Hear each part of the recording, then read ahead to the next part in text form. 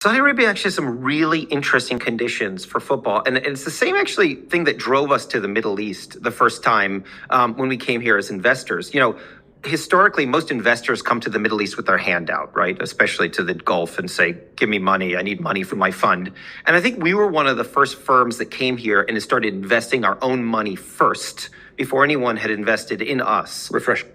And we did so for the fundamentals of the market. The conditions for us seemed ripe. And we were hearing these little whispers from people. People were saying to us, I remember talking to an Indian food delivery company, and they told me, Saudi Arabia or the Middle East is our kind of gem market. The margins are the highest there. The customers have the biggest basket sizes.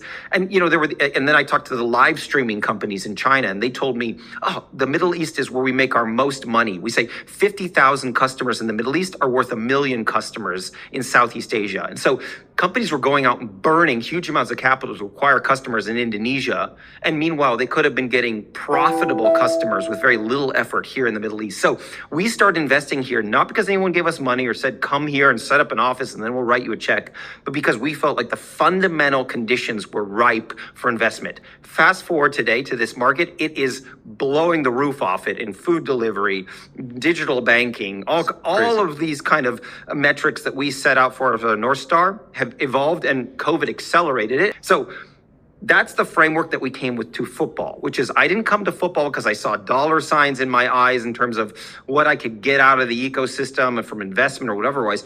We love the fundamentals of Saudi football, which are as follows. One, you have an authentic Saudi football market. You have a national team that's done well at a global stage. And we beat Argentina in 2022. I was in Doha. You were. Yeah, that was amazing. I mean, it was an amazing experience. This is our best win ever. So we had, so you have a truly good national team. Saudi Arabia has a 75% rate of football fandom of the population. This is the highest in the world, higher than Brazil, higher than Italy, higher than anyone you think are the kind of football blue bloods.